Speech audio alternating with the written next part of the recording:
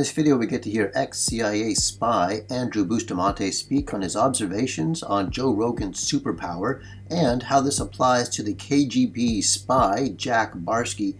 Then we'll hear about how to get through lie detectors, questions to get out of a mental loop, and then we will discover which operationally functional personality system is useful in business and espionage. So you interviewed Joe Rogan recently. Yeah. And he said something that I thought was really brilliant during the podcast interview. He said that he realized at some point that the turn in his opinion about UFOs happened when he realized how desperately he wanted it to be true. This is the human condition. Our pink matter works the same way as everybody's pink matter. And one of the ways that our pink matter works is with this thing, with what's known as a cognitive bias. It's a mental shortcut. Essentially, your brain doesn't want to process through facts over and over again. Instead, it wants to assume certain facts are in place and just jump right to the conclusion. It saves energy. It saves megabytes. So what Joe or Joe Rogan, I feel weird calling him Joe, I don't know him, but what Mr. Rogan identified on his own was his own cognitive loop. And then he immediately grew suspicious of that loop. That is a super powerful tool. That is something that most people never become self-actualized enough to realize, that they have a cognitive loop, let alone questioning their own cognitive loop. So that was, when it came to this topic specifically, that was just something that I thought was really powerful. In your interview with Jack Barsky, Jack's a good friend of mine, a good dude. Yeah, incredible person. Yeah. In your conversation with Jack Barsky, you guys, he started talking to you about how his recruiters were feeding back to him his own beliefs, his own opinions about himself, how smart he was, how good he was, how uniquely qualified he was. That's all pink matter manipulation. Feeding right back to the person what they already think of themselves is a way to get them to invest and trust you faster, because obviously you value them for all the right reasons, because that's how they see themselves.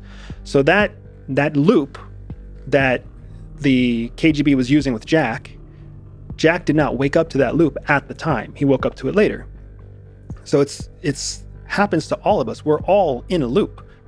It's just whether it's about oat milk or whether it's about aliens or whether it's about, the Democrats trying to take your guns, whatever it is, everybody's in a loop, and we've got to wake up to ask ourselves, just like you said, is it true, or do we just really want it to be true?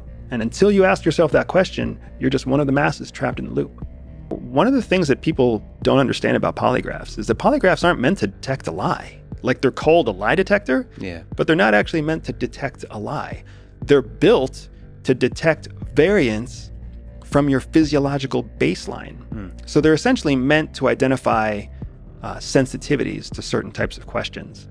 And then as they identify a sensitivity to a question, it gives the interviewer an additional piece of information to direct the next round of questions. So then from there, they can kind of see how sensitive you are to a certain level of questions. And your sensitivity could be a sign of dishonesty, but it could also be a sign of vulnerability. So the interrogator themselves, the interviewer themselves, they're the one that have to make the judgment call as to which one it is, which is why you might see multiple interviewers over the course of multiple polygraphs.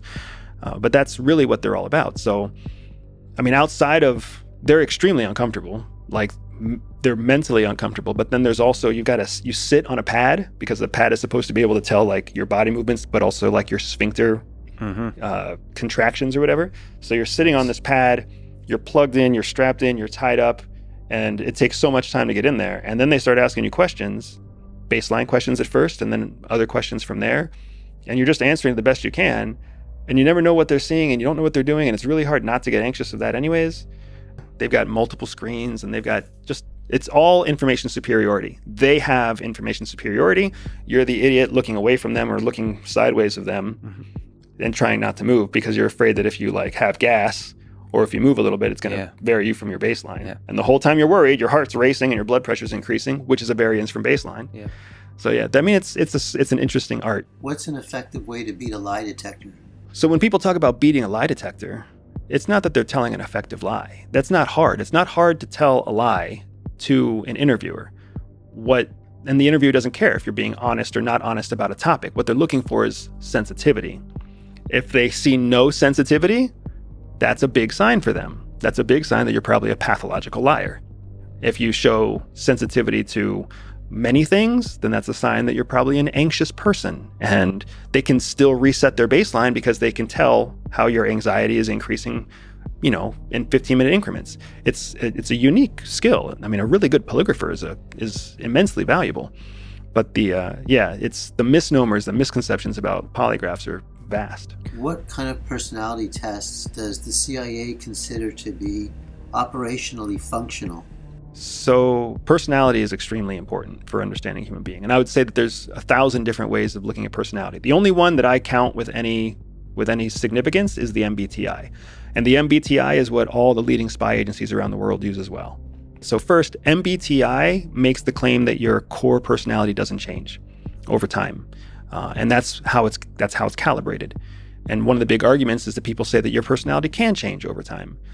Now, in my experience, the MBTI is exactly correct. Your core personality does not change because your core personality is defined as your personality when all resources are removed. Mm-hmm. So essentially, your emergency mode, your dire conditions, that is your core personality. We can all act a little more extroverted. We can all, be a little more empathetic when we have tons of time and money and patience. When you strip away all of that time, money, and patience, how empathetic are you? How much do you like being around other people? How much do you like being alone? Do you make judgments or do you analyze information? That's what's so powerful about MBTI is it's talking about what people are like when you strip away resources. And then because it's so consistent, it's also only 4 codes. It's super easy to be able to assess a human being through a dialogue, through a series of conversations, to be able to hone in with high accuracy what is their 4-letter code. There's only 16 options, and it becomes extremely valuable.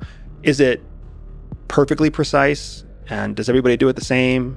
I mean, those things the answers to those are no. But is it operationally useful in a short period of time? That is a resoundingly powerful yes. I'm an ENTP. That's an extrovert, intuitor, perceiver,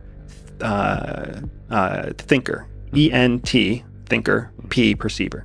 My wife is an ISFJ, which is the polar opposite of me. I'm extroverted, she's introverted. I'm an intuitor, she's a sensor. I'm a thinker, she's a feeler. I'm a perceiver, she's a judger.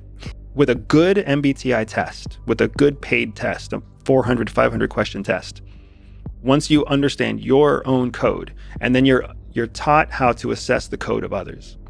With those two things kind of combined, because then you have experience and learning, it becomes very useful, and you can have high confidence in the conclusions that you reach about people's professions, about people's relationships with family, about people's relationships professionally, people's capabilities to deal with stress, how people will perform when pushed outside of their comfort zones.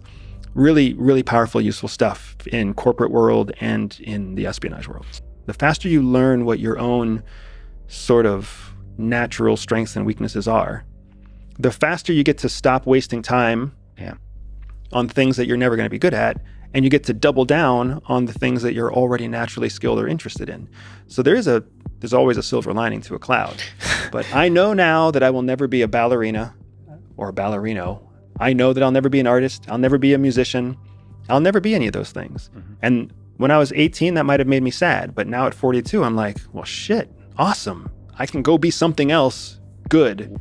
All right, and if you'd like to learn more about the Myers-Briggs personality types, so I do have a free PDF that you can pick up, and I will leave this inside the Reprogramming Mind Discord group, all right, under PDFs. So enjoy, and thank you for your time, and bye for now.